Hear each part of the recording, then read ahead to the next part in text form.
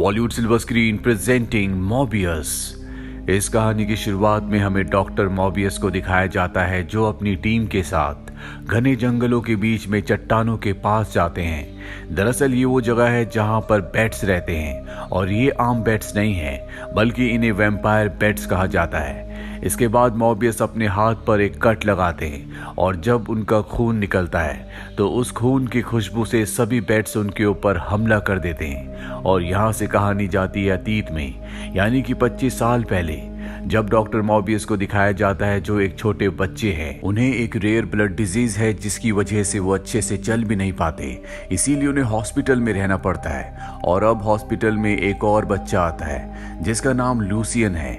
Lucien को भी वही बीमारी है जो कि मॉबियस को है।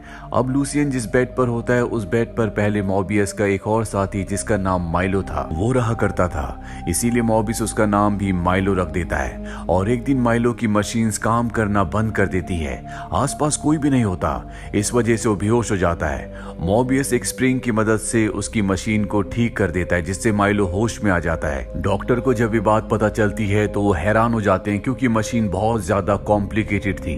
वो मॉबियस को कहते हैं कि तुम जीनियस हो, मैं तुम्हें एक स्कूल भेजूंगा जहां पर तुम जैसे जीनियस बच्चों की जरूरत है। और इसके बाद मॉबियस को वहां से भेज दिया जाता है। मॉबियस माइलो को एक लेटर लिखता है जिसमें लिखा होता है कि मैं अपनी बीमारी का इलाज ढूंढने के लिए जा रहा हूं, मैं जल्दी वापस आऊंगा।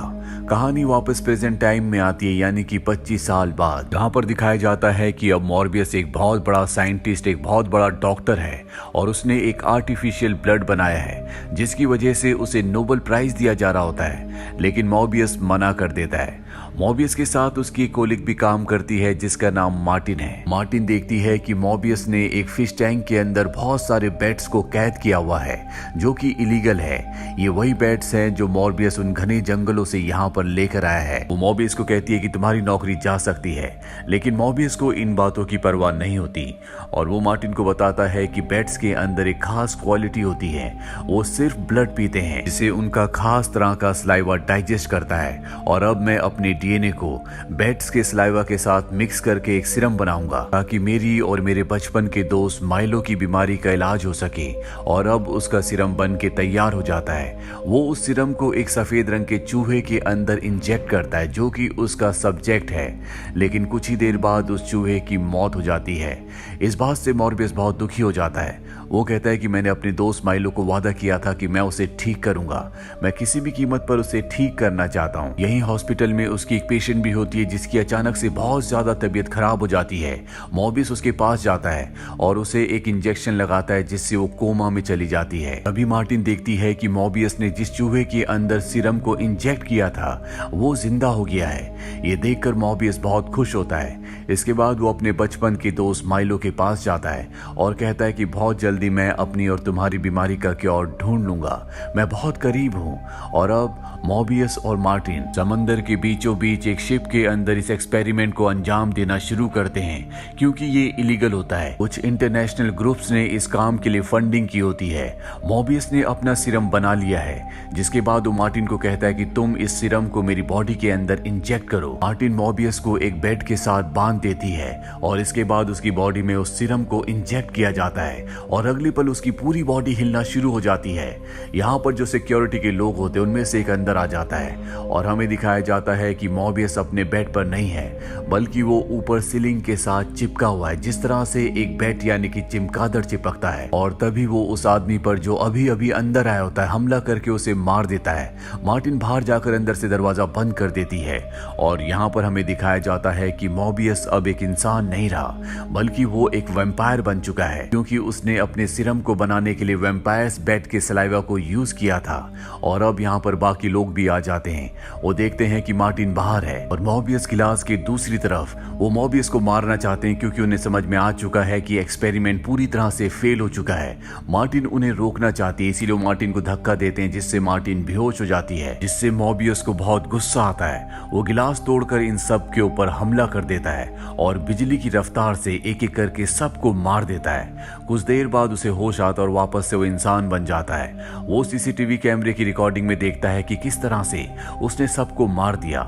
इसीलिए एफबीआई को कॉल करता और बताता है कि समंदर के बीचों बीच एक शिप है जहां पर कई लोगों की मौत हो चुकी है। अब एफबीआई यहां पर पहुंच जाती, जिन्हें पता चलता है कि इस पूरी घटना में सिर्फ एक लड़की बची है जिसका नाम मार्टिन है। हैरानी की बात यहां पर यह होती है कि जितने भी लोगों की मौत हुई है उनकी बॉडी में खून का एक कतरा भी नहीं होता। और मोबियस को दिखाया जाता है जो वापस अपने हॉस्पिटल पहुंच जाता है, जहां वो एक बार फिर से वैम्पायर बनना शुरू हो जाता है। यानी कि उसे अब इंसान बनने के लिए खून की जरूरत है। उसने जो आर्टिफिशियल खून बनाया होता है, जो कि असली खून नहीं है, वो उसे पी लेता है, जिसके बाद वो एक बार फिर से स्ट्रांग फील करता है। जहां वो पहले अच्छे से चल भी नहीं पाता था, अब वो भाग सकता है। लेकिन जो उसने आर्टिफिशियल खून पिया है उसका असर उसकी बॉडी में मात्र 6 मिनट्स तक ही रहेगा, जिसके बाद वो दोबारा से वैम्पायर बन जाएगा। और मॉर्बियस ऐसा नहीं चाहता। इसके बाद वो उस टैंक के अंदर जाता है जिस टैंक के अंदर बहुत सारे वैम्पायर्स यानी कि बैट्स हैं। वो उनके बीचों बीच जाकर खड़ा हो जाता है। एक भी बैट उसके ऊपर हमला नहीं करता, क्योंकि वो भी उन्हीं में से एक है। और जो शक्तियां इन बैट्स के अंदर हैं वो सारी शक्तियां अब मॉर्बियस के अंदर हैं। लेकिन उसे अपने आप को इंसान बनाए रखने के लिए, शक्तिशाली बनाए रखने के लिए हमेशा असली खून की जरूरत होगी। माइलो भी मॉर्बियस से मिलने के लिए आता है। वो देखता है कि मॉर्बियस अपने पैरों पर खड़ा है। वो समझ जाता है कि मॉर्बियस ने इलाज ढूंढ लिया है। माइलो मॉर्बियस से कहता है कि मैं भी अपना इलाज करना चाहता हूं, मुझे वो सीरम दे दो।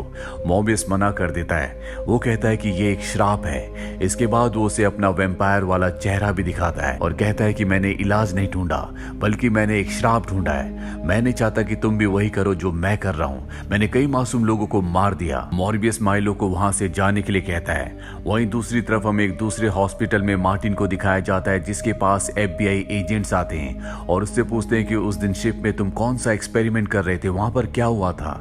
लेकिन वो साफ साफ मना कर देती है कि मुझे कुछ भी याद नहीं है, क्योंकि वो मॉर्बियस को बचाना चाहती है।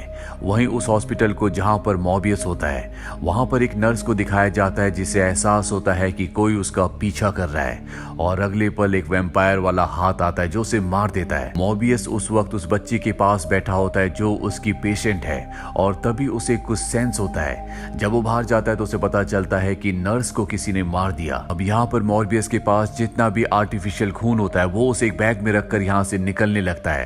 पर तभी यहाँ पर एफबीआई एजेंट्स आ जाते हैं जो मॉर्बियस को इतना फिट देखकर हैरान हो जाते हैं। वो समझ जाते हैं कि उस दिन शिप में मार्टिन के साथ यही था और इसी ने सबको मारा है। इन्हें ये भी पता चल जाता है कि हॉस्पिटल में एक नर्स की मौत उसी तरह से हुई है जिस तरह से शिप में कई लोगों की हुई थी। वो समझ जाते हैं कि मॉर्बियस ने सब कुछ किया है। वो उसे अरेस्ट करने लगते हैं और मॉर्बियस उनके ऊपर हमला करके यहाँ से भागने की कोशिश करता है, पर तभी एक वेव उसे रोक लेती है, जिस वजह से मॉर्बियस को अरेस्ट कर लिया जाता है। और अब वो जेल में है, जहाँ पर माइलो से मिलने के लिए आता है और कहता है कि जल्दी मैं तुम्हें यहाँ से बाहर निकालूंगा।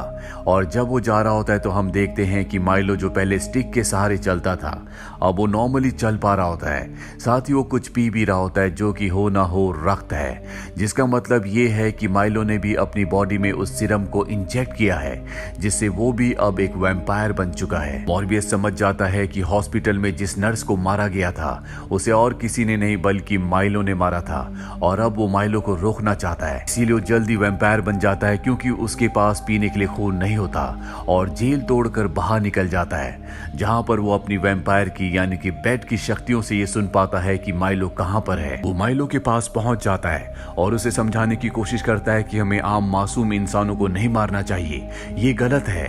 पर माइलो उसकी बात नहीं सुनना चाहता। वो मॉर्बियस को कहता है कि हम दोनों अगर साथ मिलकर काम करें तो हम पूरी दुनिया पर राज कर सकते हैं। लेकिन मॉर्बियस उसकी इस बात से इत्तेफाक नहीं रखता। वो उसके साथ मिलकर आम लोगों को नहीं मारना चाहता। इन दोनों के बीच में भयानक फाइट होना शुरू हो जाती है। अब पुलिस भी यहाँ पर आ जाती है जो इन दोनों को पकड़ लेती है, लेकिन माइलो पुलिस वालों पर हमला कर देता है। मॉर्बियस बुरा इंसान नहीं है, वो एक अच्छा इंसान है। हालांकि उसके साथ अब बहुत कुछ बदल चुका है और उसके अंदर जो अच्छाई इंसानियत होती है जो माइलो के अंदर अब नहीं बची, वो उस अच्छाई के चलते किसी को नहीं मारना चाहता। अब यहाँ पर ट्रेन आ जाती है और एक बार फिर से वो वेव्स को फील करता है और ट्रेन के आगे जाकर उन वेव्स की मदद से उड़ता हुआ यहाँ से निकल जाता है। अब एफबीआई के एजेंट्स यहाँ पर आ जाते हैं जिन्हें लगता है कि मॉर्बियस ने इन सब पुलिस वालों को मारा है। वही मार्टिन अब हॉस्पिटल से भाग जाती है और जब वो बस में होती है तो उसके पीछे मॉबियस बैठा होता है। वो उसे बताता है कि हॉस्पिटल में नर्स को और पुलिस वालों को मैंने नहीं मारा, उन्हें माइलो ने मारा है और अब मैं माइलो को किसी भी कीमत पर रोकना चाहता हूँ। मार्टिन को मॉर्बियस पर विश्वास होता है, इसीलिए दोनों के दोनों एक अनजान जगह पर जाते हैं जहाँ पर ये अपनी लैब को सेट करते हैं, क्योंकि मॉर्बियस अब एक ऐसा सीरम बनाना चाहता है जिससे वो माइलो को दोबारा से नॉर्मल इंसान बना दे, क्योंकि वो दूसरे इंसानों को मार रहा है। और अब जब ये रिसर्च कर ही रहे होते हैं तभी वहां पर मार्टिन की उंगली कट जाती है, जिससे खून बहना शुरू हो जाता है और उसकी खुशबू से मॉर्बियस को कुछ होने लगता है, वो वैम्पायर बनने लगता है। पर वो अपने दिमाग पर कंट्रोल कर लेता है और मार्टिन से कहता है कि इस पर कोई बैंडेज लगा लो। वहीं शहर में माइलो को दिखाया जाता है जो और भी लोगों को मार रहा होता है। अब वो पहले से भी बहुत ज्यादा ताकतवर हो चुका है। FBI को लगता है कि ये सब मॉर्बियस कर रहा है, पर जब वो CCTV कैमरे की फुटेज देखते हैं तो उन्हें पता चलता है कि ये मॉर्बियस नहीं है बल्कि कोई और है। वहीं मॉर्बियस और माइलो के जो बचपन से डॉक्टर होते हैं वो उस CCTV कैमरे की फुटेज को देखकर समझ जाते हैं कि ये माइलो है। वो माइलो के पास जाते हैं और कहते हैं कि मुझे पता है कि तुमने अपनी बॉडी में सीरम को इंजेक्ट किया है, मैं तुम्हारी मदद कर सकता हूँ। लेकिन माइलो उनकी मदद नहीं चाहता, वो उनके ऊपर हमला करके वहां से निकल जाता है। इसके बाद डॉक्टर मॉर्बियस को कॉल करते हैं और बताते हैं कि माइलो बहुत ज्यादा खतरनाक हो चुका है, उसने मुझे भी जख्मी कर दिया है। मॉर्बियस डॉक्टर से मिलने के लिए जाता है जहां पर डॉक्टर की मृत्यु हो जाती है और तभी मॉर्बियस अपनी सेंसेस से देखता है कि माइलो ने मार्टिन को कैद कर लिया है, उसकी जान खतरे में है। मॉर्बियस मार्टिन को बचाने के लिए पहुंचता है पर वो देखता है कि उसे माइलो ने बुरी तरह से जख्मी कर दिया है और ना ही वो माइलो का सामना कर सकता, उसे हरा सकता है, क्योंकि वो आर्टिफिशियल खून पीता है और माइलो असली, इसीलिए वो उससे बहुत ज्यादा ताकतवर है। वो मार्टिन के पास जाता है और मार्टिन उससे कहती है कि मैं तुम्हारी मदद करना चाहती हूँ और इसके बाद वो मार्टिन का खून पीता है, जिसे पीते हुए मॉर्बियस की एक खून की बूंद मार्टिन के मुंह के अंदर चली जाती है। मॉर्बियस अब बहुत ज्यादा ताकतवर हो चुका है, वो माइलो का सामना करता है और साथ ही अपने बेट्स को, जो अब उसके दोस्त हैं जिन्हें वो अपने माइंड से कंट्रोल कर सकता है, उनसे वो माइकल के ऊपर हमला करता है। वो माइकल को चारों तरफ से घेर लेते हैं और ठीक इसी वक्त मॉर्बियस ने जो सीरम बनाया होता है जिससे कि वो माइलो को पहले की तरह इंसान बना सकता है, उसकी बॉडी में इंजेक्ट कर देता है और इसके बाद माइलो दोबारा से पहले जैसा इंसान बन जाता है। पर उसकी अब मृत्यु हो चुकी है। अब यहाँ पर FBI के एजेंट्स भी आ जाते हैं। वो देखते हैं कि चारों तरफ बहुत सारे बैट्स हैं और उनके बीच में मॉर्बियस खड़ा है और अगले पल मॉर्बियस भी उन बैट्स के साथ हवा में उड़ना शुरू हो जाता है, जिसका मतलब ये है कि मॉर्बियस की अब एक अलग पहचान है। उसकी जिंदगी अब पूरी तरह से बदल चुकी है। हो सकता है कि आगे चलकर वो इंसानों का रक्षक बने। वहीं हमें मार्टिन को दिखाया जाता है जिसकी मौत हो गई थी। उसकी आंखें खुलती है और उसकी आंखें पूरी तरह से अलग होती है, वो इंसानों की आंखें नहीं होती और जहां उसकी आंखें खुलती है ये जगह कोई और जगह होती है, जिससे हमें साफ साफ समझ में आ जाता है कि मॉर्बियस के खून की बूंद की वजह से वो भी अब वैम्पायर बन चुकी है। इस कहानी के मिड क्रेडिट सीन में दिखाया जाता है कि एड्रियन टूम्स, जिन्हें वल्चर भी कहा जाता है, वो एक दूसरे यूनिवर्स से एक पोर्टल के थ्रू इस दुनिया में यानी कि मॉर्बियस की दुनिया में आ जाते हैं। वो मॉर्बियस से मिलने के लिए जाते हैं और उसे कहते हैं कि तुम्हारा और मेरा एक ही दुश्मन है और वो है स्पाइडरमैन।